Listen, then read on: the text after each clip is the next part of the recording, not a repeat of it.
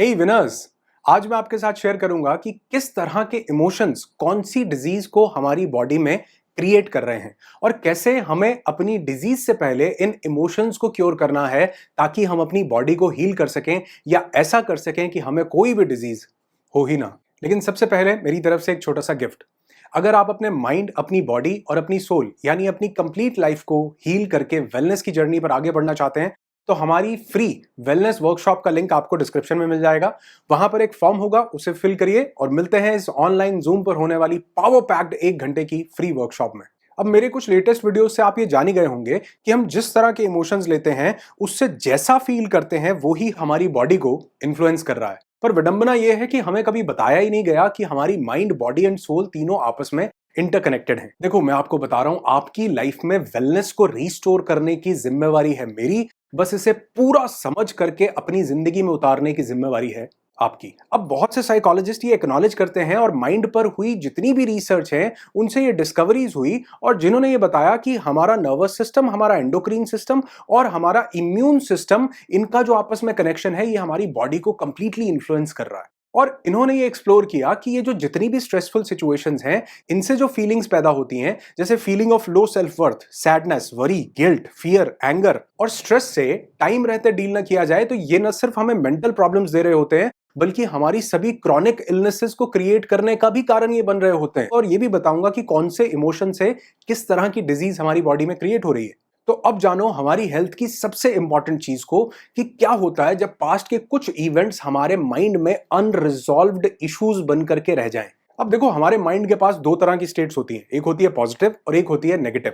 जो positive state है जैसे पैसा है, लव है, मस्ती है, फ्रीडम है। लेकिन जो नेगेटिव स्टेट है जैसे लॉस है, पेन है, ब्रेकअप है, शादी है, शादी नहीं मतलब बेकार शादी है जिसमें कोई नार्सिसिस्ट पार्टनर टकर जाता है, मिल जाता है, तो उनसे रिलेटेड कोई इमोशंस हैं, कोई चाइल्डहुड ट्रॉमास हैं, कोई बचपन में अब्यूज हुआ उससे रिलेटेड जो भी मेमोरीज हैं, ये सभी नेगेटिव स्टेट में आती हैं। अब देखो, कमाल की बात तो ये है कि जो पॉजिटिव स्टेट है उसको तो माइंड रिजॉल्व कर चुका है कब का। किसी कॉमेडियन ने एक बिल्कुल सही बात बोली थी। उसने एक जोक 4 बार सुनाया और चौथी बार सुनाने पर कोई भी नहीं हंसा। उसने कहा, जब आप एक जोक चौथी बार सुनाने पर हंस नहीं रहे हो तो एक इमोशन जो 10 साल पुराना है, कोई याद, कोई पास्ट का ऐसा इवेंट, उस पर आज भी कैसे आप रो लेते हो, कैसे उस पर कर लेते हो।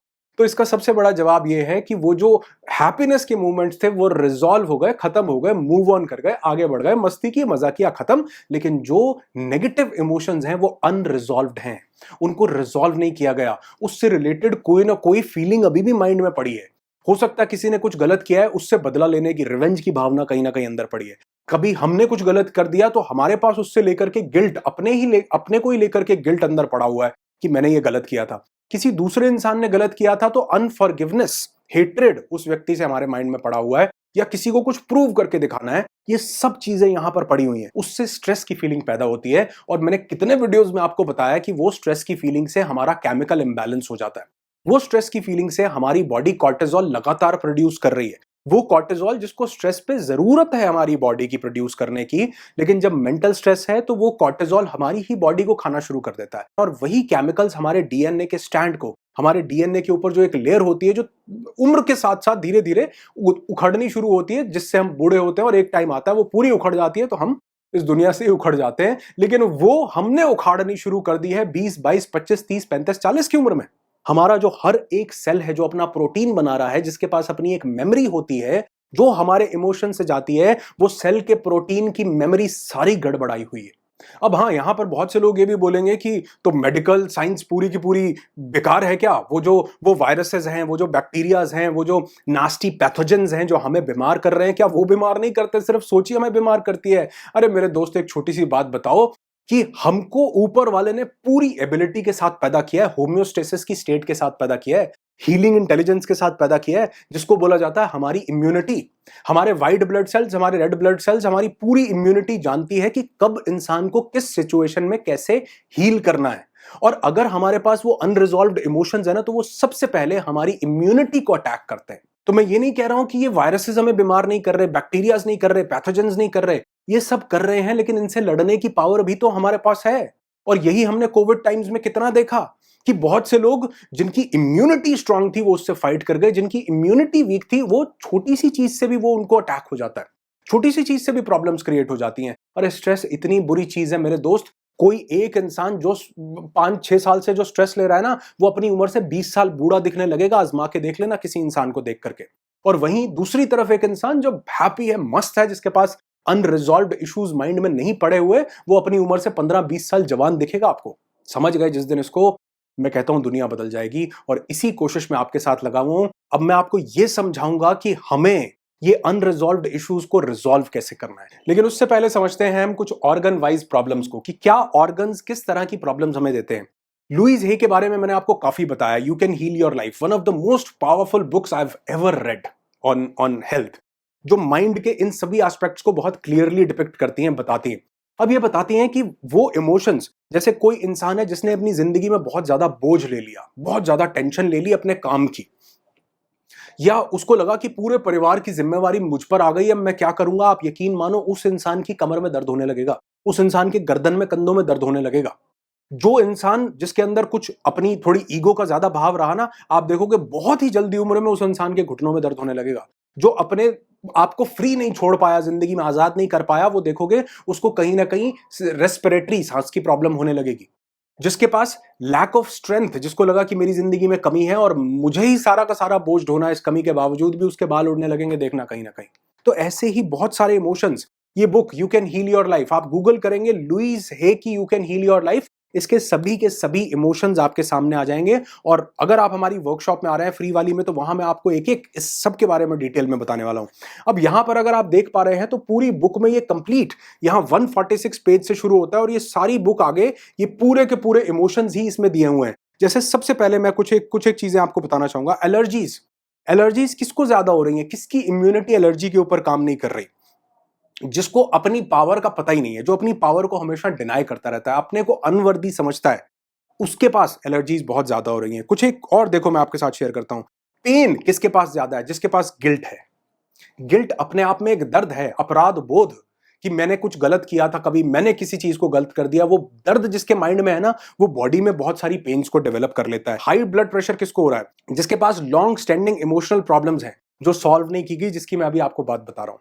जो अनरिजॉल्व्ड इश्यूज माइंड में पड़े हैं ना, किसी को माफ नहीं किया, जिसने, उसकी बॉडी के ब्लड प्रेशर में आप देखेंगे बहुत तेजी से बढ़ना शुरू हो जाएगा। वो बोन मैरो, ब्रेन, कितनी ऐसी प्रॉब्लम्स हैं। यहां लिखा हुआ कैंसर, कैंसर का सबसे बड़ा कारण क्या है, डीप हर्ट।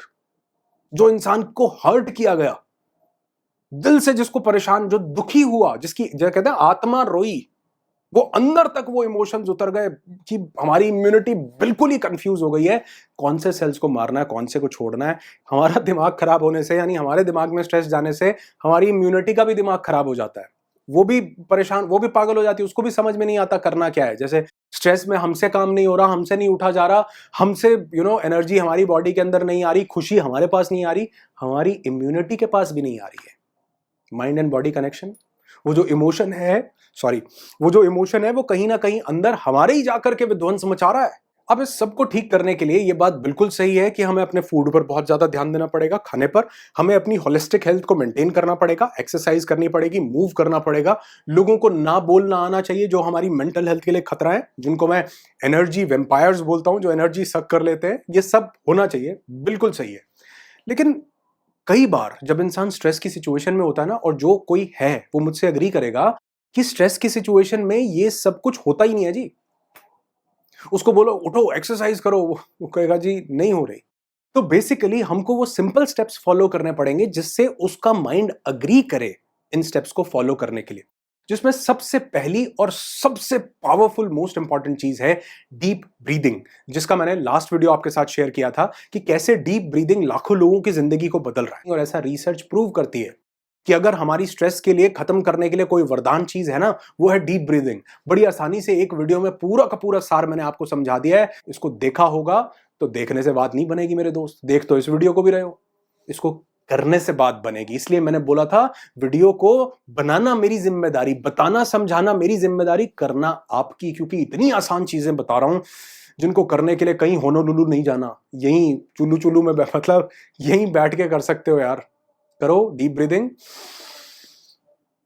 एक गहरी सांस लो और आ जाओ मैदान में। दूसरी सबसे पावरफुल चीज जो आप कर सकते हो वो है अपनी पेनफुल मेमोरीज को रिमूव करना। इससे पावरफुल धरती पे कुछ भी नहीं है जी।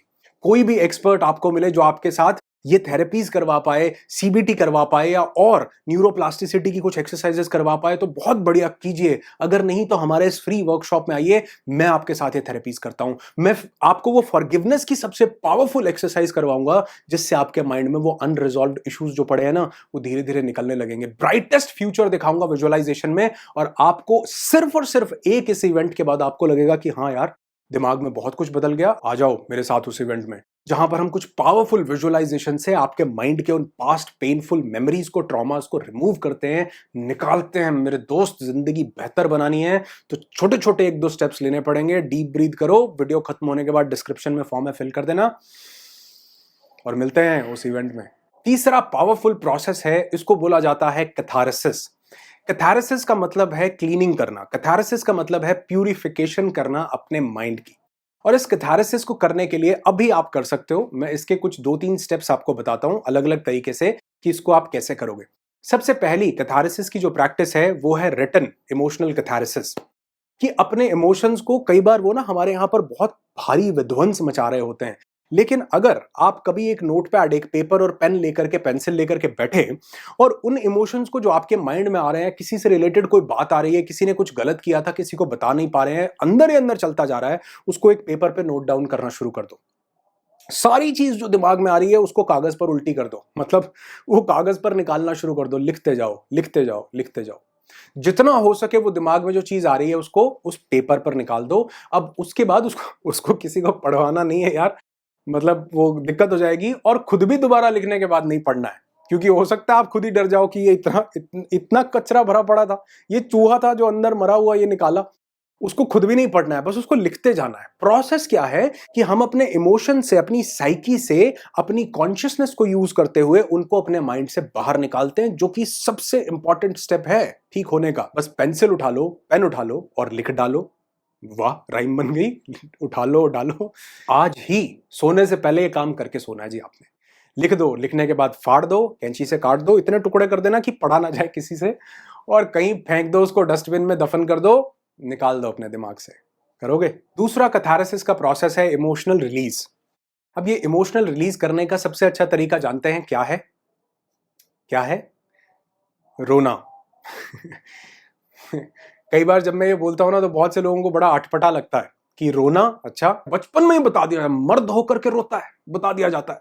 वो कहता है अच्छा मैं नहीं रोना, मतलब तो वो अंदर ही अंदर घुटता रहेगा, वो सिगरेट पिएगा, शराब पिएगा, वो पता नहीं क्या क्या करेगा, लेकिन वो रोएगा नहीं।